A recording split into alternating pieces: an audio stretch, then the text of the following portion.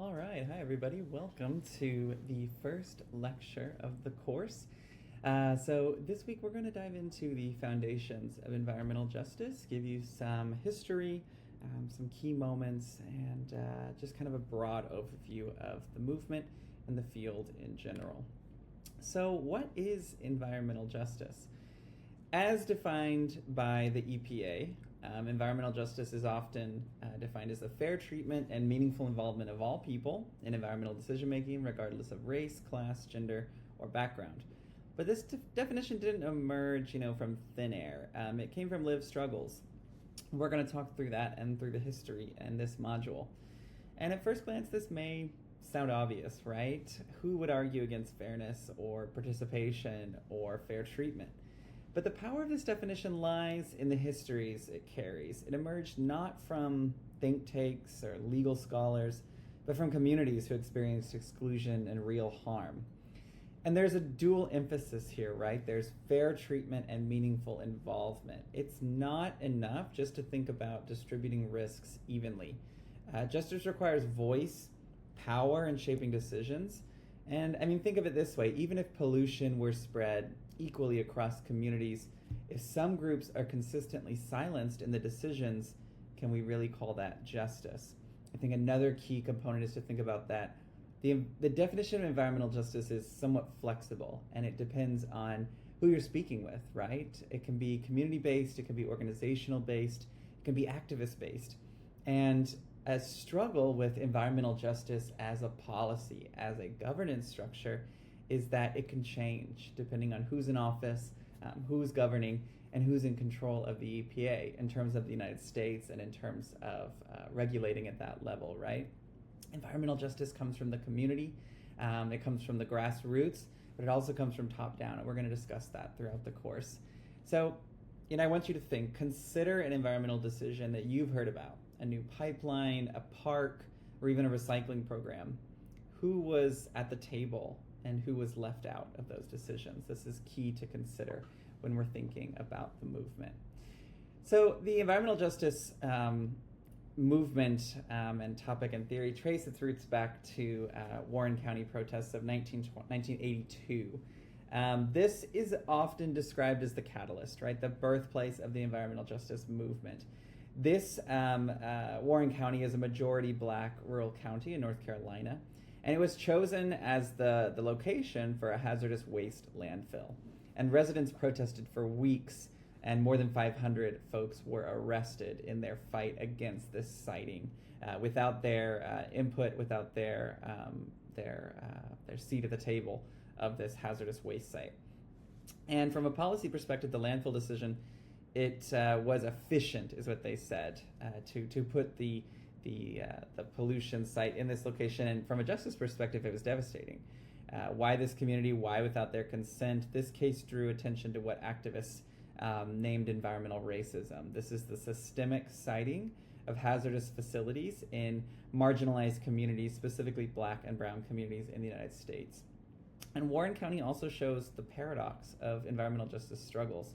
The landfill was built, yet the protests were not a failure. They redefined how Americans and eventually the world understood the relationship between race, class, and the environment.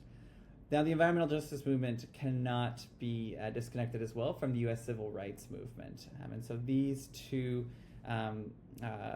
social catalysts, social movements, fights for social and environmental justice really moved in tandem and supported each other. Many organizers in the civil rights movement in the United States were also involved in the environmental justice movement. And here really we see EJ's DNA, right? It's not only about where the hazards are going, but also that voice, that procedural justice, who decides. These are two key pieces and the duality that shapes a lot of environmental justice debates today. And, we have to think about key figures as well. So Dr. Robert Bullard is often called the father of environmental justice. His 1990 book, Dumping in Dixie, documented these patterns across the American South, where polluting industries disproportionately were located in black communities. And Bullard really provided the scientific data to confirm what activists already knew and communities were already experiencing. This was not coincidence. This was structural environmental injustice. And we're going to read some of Bullard's work in the module for this week, and we're going to refer back to this a lot. But I want you to think about Dr. Robert Bullard in a specific way, right? A huge component of this course and our learning here is to think about how we can build effective justice-centered research, especially social science research. And Dr. Bullard was on the cutting edge of this at the time, and he still is deeply involved in this work, but many scholars in this movement, many community-based organizers, community-based researchers have applied these methods and tools that we're going to learn about in this course to unpack these issues. The idea of science, organizing, environmental justice, policy, all of this is in a big system and runs tangentially with each other. And also in 1991, hundreds of activists, they met for the first National People of Color Environmental Leadership Summit in Washington, D.C. And they produced the 17 Principles of Environmental Justice, which will be included in your readings. What was really important here is the expansion of scope. They didn't just demand clean air or water, they demanded self-determination, cultural survival, and solidarity across borders. It was a real coming together, a real serious organizing movement. They defined environment broadly, not just wilderness, but where their communities, their families, their friends, where they were living, working, playing, and worshiping, right? These were their environments, and they wanted these spaces to be considered just as important as we would protect national parks or forests or these spaces. And in 1994, President Bill Clinton signed Executive Order 12898, which mandated all federal agencies to consider environmental justice. Now, this was a victory, but also a limitation.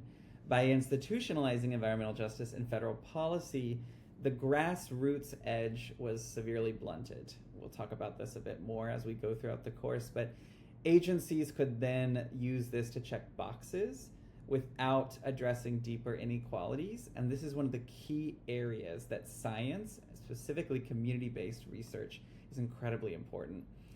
And some key sort of foundational reports and studies around this time was Toxic Waste and Race in the United States. This was commissioned by the United Church of Christ, again, very closely aligned with the U.S. Civil Rights Movement. This study provided one of the first comprehensive analyses linking race and waste to disposal practices. It was showing a strong correlation between these two and a really strong evidence that serious environmental racism was taking place. We also had the GAO report, the General Accounting Office. This focused on the siting of hazardous waste landfills in the U.S. Southeast, and similarly found that African American communities were disproportionately impacted. And the placement of toxic facilities, as I mentioned, is a clear example of environmental racism. And I want you to ask yourself, when movements enter mainstream policy, right? Do they gain power? Do they always gain power? Or do they sometimes lose it? Or perhaps both, right? Again, I want to encourage you not to think in polar, right, left, black and white, yes or no, right? Two things can be true at the same time. And we need to hold that in our consideration in this course as we think critically. We're going to engage critically with topics to not try to just only poke holes through them, but really unpack them and understand different sides of the arguments. So this tension between grassroots activism and institutionalization is a recurring theme in EJ, also a recurring theme in climate justice and other topics that we deal with in the environmental space. So, moving on from the US, and we'll go through case studies throughout the course of global examples of environmental justice. But by the 1990s and 2000s, EJ had really spread globally with very distinct differences depending on the region. In Latin America, you saw environmental justice emerge against anti-extractivists, so oil and gas movements. Indigenous communities were seeking to defend their land and water against oil, mining, and dams. This really struggled with ideas of sovereignty and intertwined deeply. In Africa, in the Niger Delta, this EJ became emblematic. Oil and wealth-enriched elites were engaging in heavily extractivist activities, where local communities were not getting any benefits and having to endure the oil spills, the flaring, the violence. This really became about redistribution and accountability and survival for these communities. In Asia, you see rapid industrialization, anti-pollution movements. Think about, protests against toxic factories and dumping in water sources. You saw a lot of these emerge in Thailand, China, India, Japan.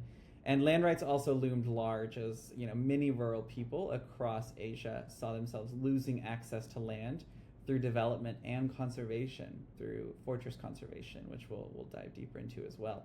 And in Europe, EJ took shape around marginalized groups such as Roma people, who were often finding themselves living near dumps and lacked access to safe housing and water, being discriminated against through environmental racism. And the global spread really demonstrates environmental justice's flexibility, right? It's not only a theory, it's not only an organizing movement, but it's core values of human fairness and rights to voice. But it can be defined in different contexts and cultures differently. But that sort of through line remains the same. And think about this, right? If EJ can mean different things in different places, can we create a universal framework or a set of local struggles under a shared banner, right? Think about this as we think about generalizations and generalizability. This is especially important in terms of research when we're thinking about presenting our findings and encouraging folks to engage in other types of environmental justice research. And contemporary issues and challenges that still remain within the space, there's still a broad skepticism and misunderstanding. Many outside the movement, they didn't and still don't understand why environmental issues are often tied to race and socioeconomic status. There is some folks who like to engage in a chicken and egg debate, right? Did the hazardous waste site come first? Did folks move to this area? But there's a lot of structural and systemic issues that are often ignored, such as racist redlining policies where Black and brown communities were specifically targeted in areas and only allowed to rent or buy properties in those regions because they were the spaces that were historically used for dumping or hazardous waste materials. And so you still see this today, right? And we still, in our body politic, in our culture wars, unfortunately, we see criticisms of diversity, equity, inclusion, and injustice. And environmental justice sometimes finds itself caught up in these misnomers and misinterpretations of what we're really looking at and what we're really seeking to solve. Policy implementation, even when executive orders and policy recommendations are in place, there can often be a lack of effective enforcement mechanisms. And as I mentioned, a changing of the political guard can mean a weakening of these policies or a complete ignoring of environmental justice. And as I mentioned in this course, we're going to talk a lot about conservation, wildlife conservation, biodiversity conservation. I think it's a compelling case study. But in conservation manifestations, we see protected areas becoming a catalyst for EJ, where national parks are global symbols of biodiversity protection. Yet, many were created through evictions of indigenous and local peoples, even sometimes genocide. And this is called fortress conservation. As I mentioned, this injustice is clear. Conservation gains for the world, but dispossession for local communities. There's also issues with carbon markets and programs like REDD+. These are programs that seek to protect forests as carbon sinks to absorb carbon from the atmosphere. But sometimes when governments or companies profit from these carbon credits, local communities do not see those returns and they lose control of their land. Their traditional practices are cut off. And this rhetoric of global climate justice can conceal local injustices. Also, biodiversity offsetting. Companies will sometimes destroy habitat in one area if they offset by protecting another. But there's a serious justice question looming. Who decides that equivalence, right? Who lives in the area that experiences the destruction? So we're going to dive deeper into these, but these sort of illustrate the deep paradox, right? Conservation, environmental protection broadly, is often framed as an inherent good. But without this attention to justice, without this evaluation of environmental justice, it can reproduce, impose, and perpetuate inequality and violence against communities. So what happens when conservation successes are also social failures, right? Can we call a conservation project successful if it undermines justice, right? I want you to think about that.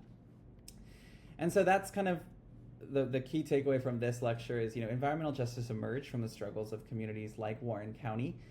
We can never forget the sacrifice and harm, but also hard work, advancement, victories of communities of color in this space, especially as a white researcher from the United States my work is only possible by the toil, the sacrifice, and the experiences of many folks in marginalized communities that came before me, right? And it's evolved through scholarship, but also through grassroots organizing and non-scientific or traditional practices. And policy, while often important, can be concerning sometimes. And we always have to think about grounding what we're doing with the lived realities of local communities. Global spread of EJ is important, and thinking about adapting to diverse cultural and ecological contexts is equally important. And today, EJ is inseparable from environmental work and environmental protection. Protected area carbon markets, biodiversity policies, all should be interrogated through issues and questions of environmental justice, and they often are not. So we're going to go into that a lot more throughout the course. So as you reflect, remember, EJ is not just about fairness in the distribution of risks, hazards, or benefits. It's about recognition, participation, structural transformation. We're going to talk about that in the next lecture. And I just want you to think about this quote from Audre Lorde of, there is no such thing as a single issue struggle because we do not live in single issue lives. And I want you to think, about an environmental issue that you know of and ask yourself, who's benefiting, who's bearing the cost, but also who has voices in shaping that outcome. This can really help you when you're thinking about these complex problems throughout the course to start to unpack in this systems thinking type way. And this week you're going to be focused on positionality and writing your own positionality statement. Look at me, I forgot to advance the slides. This was that impactful quote by Audre Lorde. You're going to be working on a positionality statement, right? And so what is a positionality statement? This describes your identity in society, especially related to a particular project. So positionality is so important because when we're conducting research, by scientific standards, by this idea of neutral science, we are coming to the table saying that, we're trying to be objective, right? But within this space, I want to push back on that. We're taking a critical assessment of that, right? By including a positionality statement in your research, you're admitting that no research can ever be 100% objective, right?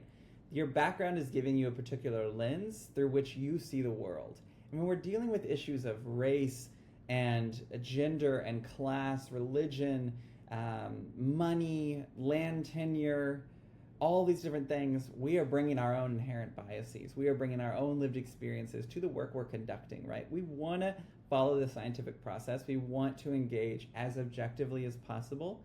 But we can also use science as an important tool for activism and communal support. And when we, put our positionality within our research up front, we're really taking a step to acknowledge the local community, to acknowledge our own limitations, but also to provide a really important angle to our data and to our findings that, makes it stronger and isn't trying to make it so broadly generalizable, right? So we're going to go into this a little bit more in the third lecture of this module. I'm going to talk a little bit more about this assignment and all your assignments, but I just want you to keep this in mind about positionality. So you would use it in a research article or in your artist or author biography. This is for readers of the research in your field or audiences. And it's to clarify the context that inform your piece of research or artistic work, right? It's to include those ideas and concepts and experiences that shape your experience, your life, and that's going to shape your research subject, host, institution, or intended audience, right? And so you're going to practice that this week, writing that, because I include one of these in all of the research that I conduct. I think it's incredibly vital, and I encourage you to do the same. So that wraps us up for this first lecture. Remember, you need to watch the other two or the corresponding lectures in this series. But again, you can always reach out to my email or office hours if you have any questions. All right, take care, everybody.